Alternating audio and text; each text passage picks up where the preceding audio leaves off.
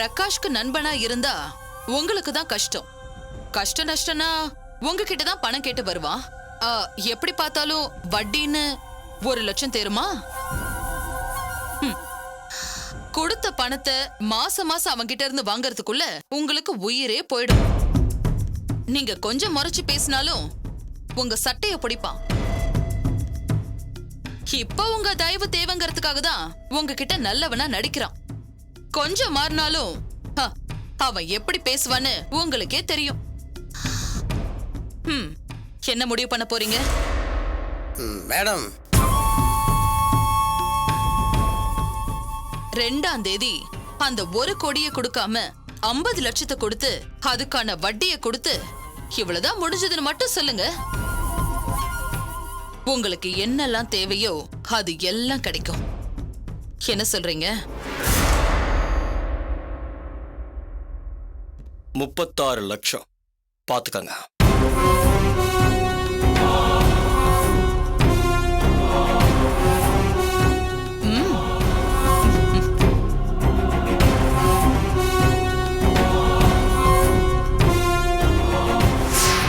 நம்பி, அண்ணாச்சி மௌனமா இருக்காரு.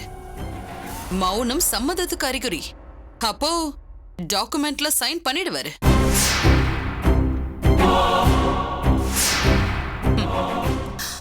அண்ணாச்சி சைன் பண்ணுங்க. மாசத்துக்கு 3 லட்சம் கிடைக்கும். பெனே, பென் கொடுங்க.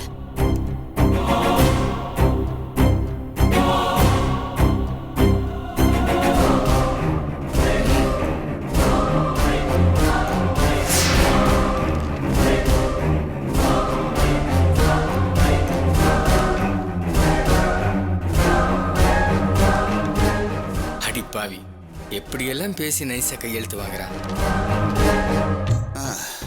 4 லட்சத்தை ஒட்டு மொத்தமா அமுக்கிட்டானே படுபாவி பைய. நம்ம ஊரையே ஏமாத்தணும், நம்மள ஒருத்தன் ஏமாத்திட்டானே. யோ, என்னையா? நாம என்ன கோயிலுக்கு பாத யாத்திரையா போறோம்? வடபழனி கோயிலுக்கு தானே போறோம். ஒரு ஆட்டோ பிடிப்போம். ஆட்டோவெல்லாம் எதுக்குடி? நீ சும்மாரியா? ஹோட்டல் அதிபருங்க நாம, நடந்தா போக முடியும்? நாளைக்கே 5 ஸ்டார் 7 ஸ்டார்னு மேல மேல போக போறோம்ல. இதுல என்ன இருக்கு? ஆனா ஒரு விஷயம்யா, ஸ்டார் ஹோட்டல கட்டுறதுக்கு முன்னாடி ஒரு பெரிய பங்களாவை கட்டி முடிக்கணும். அதுக்கு முன்னாடி ஜம்முன்னு ஒரு பெரிய காரை நிறுத்தணும். எல்லாத்துக்கும் மேல அந்த பெரிய கார்ல நீயும் நானும் சரோஜா முன்னாடி போய் நிக்கணும். சரோஜா அதை பார்த்து வயிறு எரிஞ்சு சாகணும். இதுதான் என் லட்சியம். இவ ஓவரா பகல் கனவு காண்றாளே. என்னையா ஒரு மாதிரி பாக்குற? வெயில் அடிக்குது இல்ல, கண்ணு கூசுது. வா போலாம்.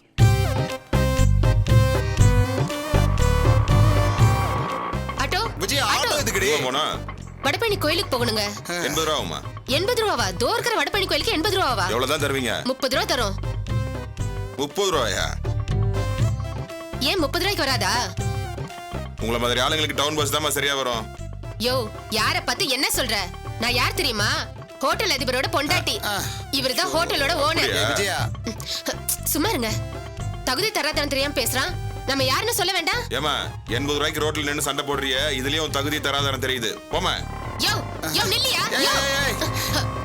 என்னடி இதெல்லாம்? ஏயா, அவ இவ்ளோ கேவலமா பேசிட்டு போறான். நீ பாட்டு பாத்துட்டு நிக்கிற. உன் கவலை உனக்கு, என் கவலை எனக்கு. வாடி போலாம். வா.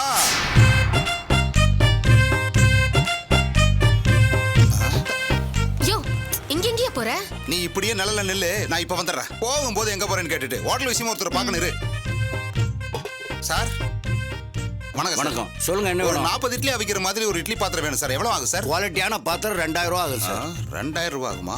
நம்ம கிட்ட 5 பாத்திரம் இருக்கு. அப்ப 10000 ரூபாய் கிடைக்குமே. அப்ப நெக்ஸ்ட் கேப்போம்.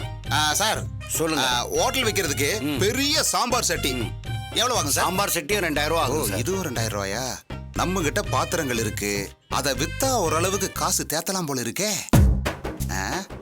சார் சார், ஒரு சின்னதா ஹோட்டல் வைக்கணும், பாத்திரங்கள்லாம் வாங்கணும். எவ்வளவு ஆகும் சார்? 50000 ஆகும் சார். சூப்பரா சொன்னீங்க சார். எங்கிட்ட ஒரு 50000 ரூபாய்க்கு பாத்திரங்கள்லாம் இருக்கு, அதை வாங்கிக்கிறீங்களா? இப்போ உங்களுக்கு என்ன வேணும்? எங்கிட்ட இருக்கிற பாத்திரங்கள்லாம் விற்கணும். இங்க செகண்ட் ஹேண்ட் பாத்திரம்லாம் வாங்குறது இல்ல. சார் சார் சார், அது பழசு இல்ல, ஃப்ரெஷ் ஐட்டம். ஃப்ரெஷ்ஷா இருக்குன்னா அதே விற்கணும். இல்லங்க ஒரு ஹோட்டல் வைக்கலாம்னு வாங்கினேன், அதுல ஒரு சிக்கலாகி போச்சு, அதான் எல்லாத்தையும் விற்கலாம்னு முடிவு பண்ணிட்டேன். முதல்ல கிளம்புங்க. சார் சார் சார் சார் வியாபாரத்தை சார் கெடுக்காதீங்க. கொஞ்சம் மனசு வைங்க சார். சார் பொருளை பார்த்தா நீங்க வாங்காம விட மாட்டீங்க சார். தொழில் ஒண்ணு ஆரம்பிச்சது எவ்வளவு பிஸி ஆயிட்டாரு.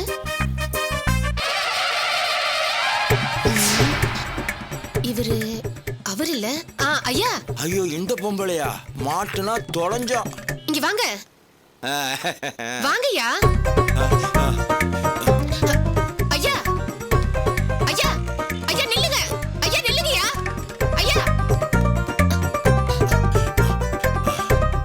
ஐயா ஐயா நில்லுங்கய்யா. ஐயா ஐயா நில்லுங்கய்யா. நில்லுங்க. ஐயா நில்லுங்கய்யா. ஐயா ஐயா நில்லுங்கய்யா.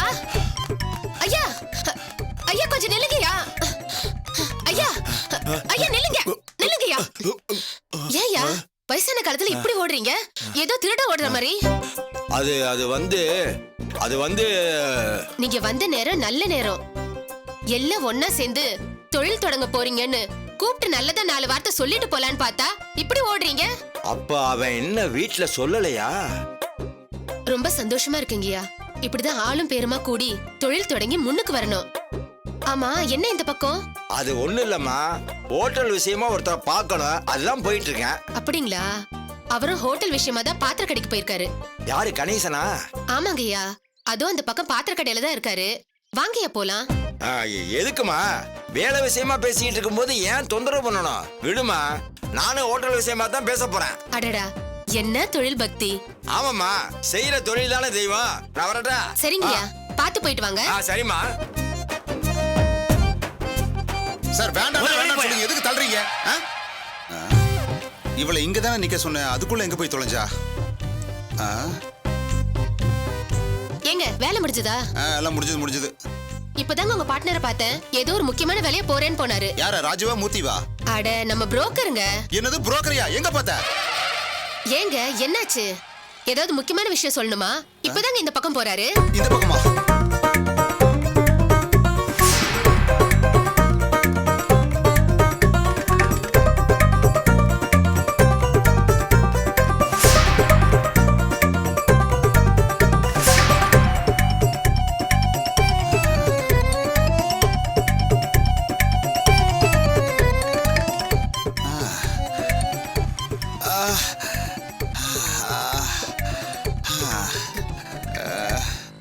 ஏங்க எதுக்குங்க இப்படி ஓடி வந்தீங்க?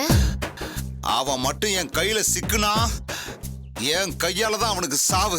என்னங்க சொல்றீங்க? அவர் என்னங்க செஞ்சாரு? உங்களுக்கு ஒத்தாசையா தானே இருக்காரு. ஒத்தாசையா?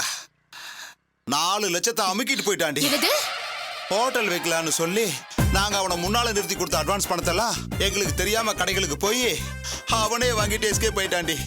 பணம் எல்லாம் போச்சு. என்னங்க சொல்றீங்க? உங்ககிட்ட சொன்னா நீ திட்டுவேன்னு தாண்டி சொல்லல.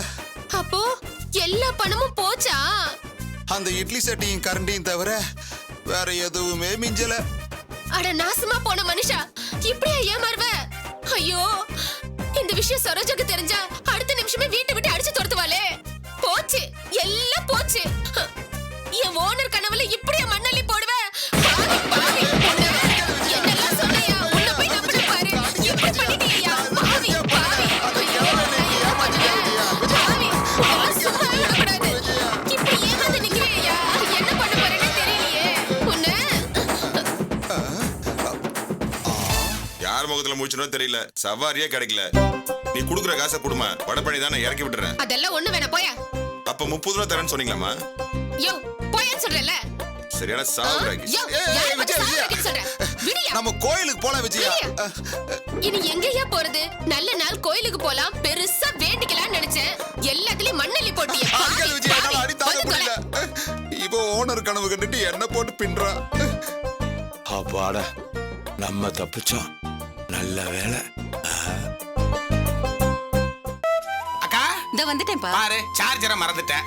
ஆமா, பத்திரத்தை எல்லாம் எடுத்து வச்சிட்டியா? எடுத்து எதையும் வச்சிட்டேன்ப்பா. மறக்கல? இல்ல இல்ல. சார், சதீஷ் வா வாப்பா. வா வா வா வா. அக்கா வணக்கம் சார். சரிப்பா. ம். என்ன சார்? ஒன்ன தான்ப்பா எதிர்பார்த்துக்கிட்டு இருந்தோம். அது ஒண்ணு இல்ல, நீ உன் கடமையே செஞ்சிட்ட. ஆனா நாங்க எங்க கடமையை செய்ய வேண்டாமா? அக்கா சீக்கிரம் வாக்கா. உன் இந்தப்பா. கையால குடு. இந்தாங்க தம்பி. என்ன சார் இது பணம்? சதீஷ் இங்க பாருப்பா, இத்தனை நாள் கூடவே இருந்து எனக்கு எக்ஸசைஸ் எல்லாம் கத்து கொடுத்தேன். இன்னைக்கு எழுந்து என்ன நல்லா நடமாட வச்சிருக்கிற. அதுக்கு தான்ப்பா இது, வாங்கிக்க. இந்தப்பா. சார் அதுக்கு தான் பிரகாஷ் சார் பணம் கொடுக்குறாரு. இருக்கட்டும்பா, இன்னையோட நீ சொல்லி கொடுக்கறதெல்லாம் முடியுது. உனக்கு நாங்க மரியாதை செய்யணும்ல, வாங்கிக்க. வாங்கிக்கப்பா.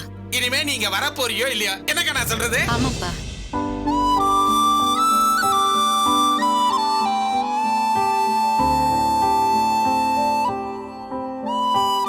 சதீஷ் சார் இன்னைக்கு நீ இல்லன்னா நான் இல்லப்பா. இது நீ எங்க மேல வச்சிருக்கிற பிரியத்துக்காகப்பா, வாங்கிக்க. சார் தம்பி, நீங்க சொல்லி கொடுத்ததெல்லாம் முடிஞ்சு போச்சு. இனிமே எதுக்கு இந்த பக்கம்லாம் வரணும்னு நினைக்காதீங்க. இது எப்போ உங்க வீடு மாதிரி, நீங்க எப்போ வேணும்னாலும் வரலாம். சரிங்கம்மா. அப்பப்போ வந்துட்டு போங்க. பாரு சதீஷ், அக்கா சொன்னதை ஞாபகத்துல வச்சுக்க. சரிங்க சார். மூர்த்தி அண்ணா அண்ணா வாங்க அண்ணா, வாங்க அண்ணா. ரெடியா வாங்க, இருக்கீங்களா? நாங்க ரெடியா தான் இருக்கோம். தம்பி தம்பி பேரு சதீஷ், பிசியோதெரபிஸ்ட். இவர் தான் எனக்கு உடற்பயிற்சி எல்லாம் சொல்லி தந்தாரு. அதனால தான் இப்ப நான் நல்லா இருக்கிறேன். தம்பி சார் உனக்கு புண்ணியமா போட்டுப்பா. மூர்த்தி இந்த நிலைமைக்கு ஆளாக்குனதே நான் தான்ப்பா. நல்ல வேலை நீ எல்லாத்தையும் சரி பண்ணிட்டியாப்பா. என்னண்ணா நீங்க அதை விடுங்க. டைம் ஆச்சுல, கிளம்புங்க. ஆமாமா டைம் ஆச்சு, நாம கிளம்புவோம். போலாங்க. போலாம். நான் போயிட்டு அக்கா, ஃபோன் கிளம்புக்கா. பண்றேன்ப்பா. நான் பேக் எடுத்துட்டு வரேன், நீ கிளம்புக்கா. வாங்க.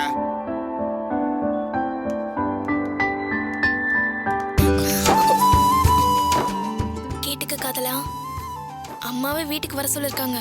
அடிக்கடி வரணும். தப்புச்சிடலன்னு மட்டும் நினைக்காத. டெய்லி 100 SMS 50 கால்ஸ் வரும். வரட்டுமா? சரி மூர்த்தி, நான் போயிட்டு போயிட்டு வாங்க.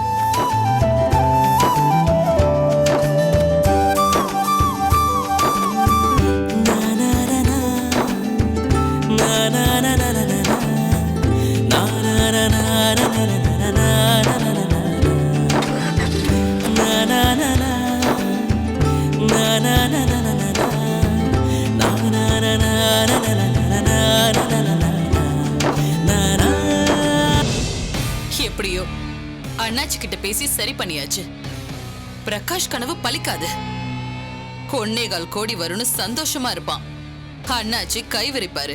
அப்பதான் நான் யாருன்னு தெரியும். Super darling. மூர்த்தி விஷயம் என்னாச்சுன்னு தெரியலையே. சதீஷ் சார். இன்னும் கிளம்பல? இந்த கிளம்பிட்டேன் சார். சரிப்பா.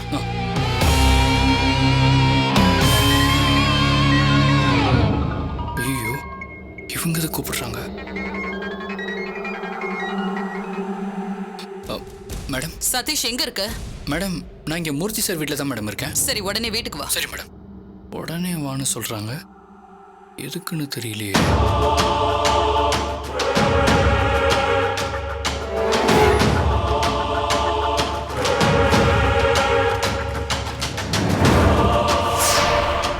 எதுக்கு உடனே வர சொன்னாங்க? ஒருவேளை பவுடரை மாற்றி கொடுத்தது தெரிஞ்சிருக்குமா?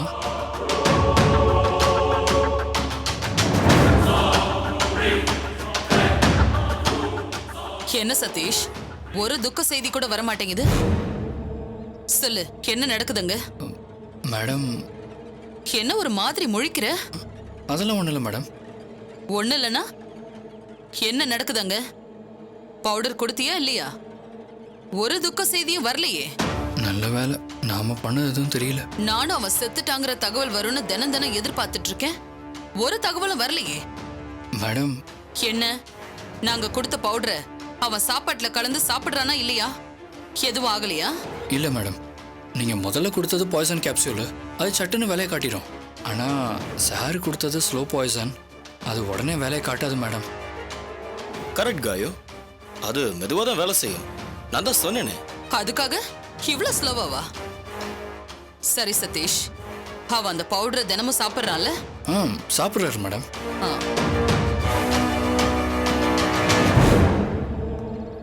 மேடம் இப்போ வேற ஒரு பிரச்சனை.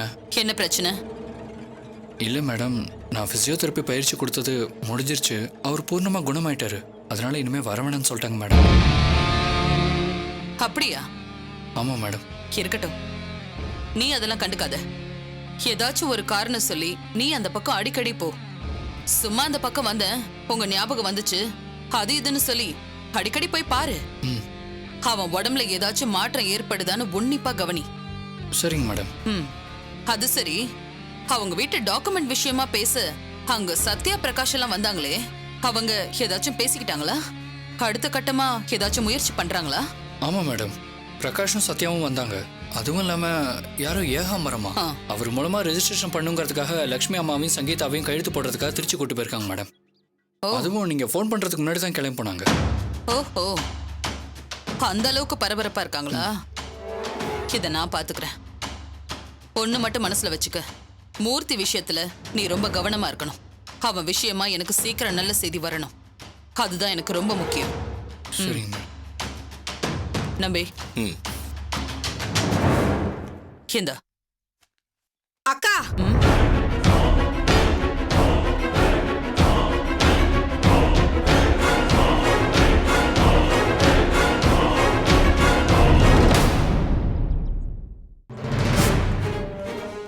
அக்கா, உன் விஷயமா இங்க எவ்வளவு பிரச்சனை நடக்குது. இருந்தாலும் அவரை கவனமா பாத்துக்கோ. அவர் விஷயமா நல்ல செய்தி வரணும்னு சொல்றியேக்கா. உன் மனசே மனசுதான்க்கா. எனக்காக நீ அவரை எப்படி எல்லாம் கவனிச்சுக்கிற? பணம் எல்லாம் தரியேக்கா. நமக்கு 1000 பிரச்சனை இருக்கும் வேணும். அதுக்காக அவர் அப்படியே விட்டுற முடியுமா? அவரையும் கவனிச்சுதானே ஆகணும். அக்கா, ரொம்ப தேங்க்ஸ்க்கா. சார், அவரை நல்லபடியா பாத்துக்கோங்க. கண்டிப்பா பாத்துக்கிறேன் மேடம். அக்கா, எனக்கு என்ன சொல்றதுன்னே தெரியலக்கா. நான் அவரை பார்க்க போனா நீ திட்டுற, ஆனா அவரை நீ தான் கவனிச்சுக்கிற. அவரை நான் கவனிக்காம வேற யாரு கவனிப்பா? சதீஷ், நீங்க கிளம்புங்க. சரிங்க மேடம், பாருங்க. ஐயோ, அடுப்புல குக்கர் வச்சிருந்தேன், நான் போறேன்க்கா.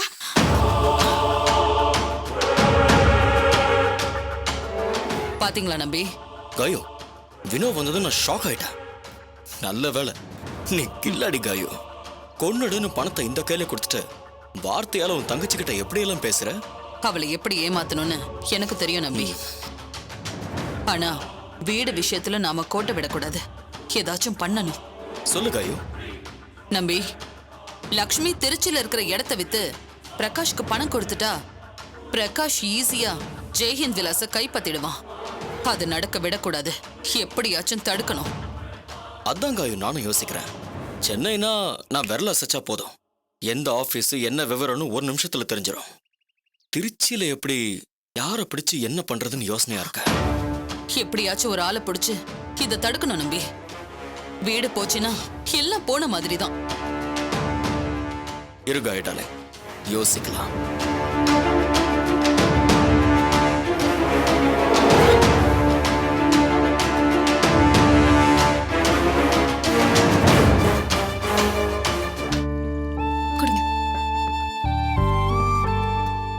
அப்பா, வீடு விஷயமா இனி எந்த கவலையும் வேண்டாம். திருச்சி லேண்ட் விஷயத்தை ஏகம்பரண்ண முடிச்சு கொடுத்துருவாரு. பண விஷயமா எந்த கவலையும் வேண்டான்னு அண்ணாச்சியே சொல்லிட்டாரு. இந்த வீடு நம்ம கைக்கு வந்துரும்பா. என்னங்க, வீடு கைக்கு வந்துருங்கிற முழு நம்பிக்கையும் வந்துருச்சு. அதே மாதிரி 1.25 கோடிக்கு வட்டி கட்டுற விஷயத்தையும் நம்ம பார்க்கணுங்க. இனிமே என்ன செலவு பண்ணாலும் நம்ம பார்த்து பார்த்து பண்ணணுங்க. சரியா சொன்ன சத்யா. மளிகை செலவுல இருந்து வீட்டுக்கார எல்லா செலவுகளையும் பார்த்து பார்த்து தான் செலவு பண்ணணும். அந்த செலவுல நான் எவ்வளவு கம்மி பண்ண முடியுமோ அவ்வளவு கம்மி பண்றேன். வீட்டு வட்டி விஷயத்துல எவ்வளவு சிக்கனமா இருக்கணுமோ அவ்வளவு சிக்கனமா இருக்கலாம்டா. திட்டம் போட்டு செலவு செஞ்சா எதையும் குறைக்கலாம், எதையும் மிச்சப்படுத்தலாம். எதுவா இருந்தாலும் வீட்டு வட்டி தான் நமக்கு முதல்ல கணக்குல இருக்கணும். அது போகதான் மீதி செலவெல்லாம். நம்மால நிச்சயமா முடியும் பிரகாஷ். ஆளும் பேருமா லட்சியமா இதை நினைச்சு செஞ்சா ஈஸியா முடிச்சிடலாம். அங்க பாருங்க அப்பா, நம்ம வட்டி எப்படி கட்டுறதுன்னு வீட்டு விஷயமா பேசிக்கிட்டு இருக்கோம். ஆனா அவன் எந்த கவலையும் இல்லாம டிவி பார்த்துட்டு இருக்கான். ஜெயஹிந்த் விலாஸ்ல அவனும் ஒரு வாரிசு தாங்கிறதையே மறந்துட்டான். டேய், இதை என்ன பண்ண சொல்ற? நானா என் பங்குக்கு 4 லட்சம் ரூபாய் கொடுத்துட்டேன்ல. டேய், விடுப்பா, அவனை சொல்லி என்ன ஆக போகுது? என் கவலையெல்லாம் இப்போ ஒன்னே ஒண்ணுதான். இந்த வீடு விஷயமா பேங்க்காரங்கிட்ட போராடணும். ஆனா இப்போ இந்த வீட்டு மருமக கிட்ட போராட வேண்டியதா இருக்கு. அம்மா, அவளை மருமகன் சொல்லாதீங்கம்மா. அவ பேச்சை எடுக்காதீங்க. டேய், சித்தி, தம்பி அலறான். ஓ சரி சரி. ஐயோ, என்ன மோனிமா, என்னாச்சு? அம்மா மோனி சாப்பிட்டாளா? அவளுக்காகத்தான் ரசம் சாதத்தை ஆற வச்சுக்கிட்டு இருக்கேன்ப்பா. மோனி பா, அவ சாப்பிடணுப்பா. கொடுங்கம்மா, நான் ஊட்டுறேன்.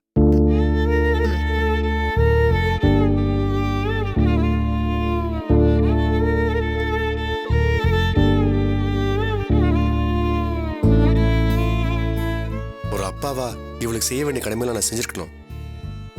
நான் செய்யாம விட்டுட்டேன்.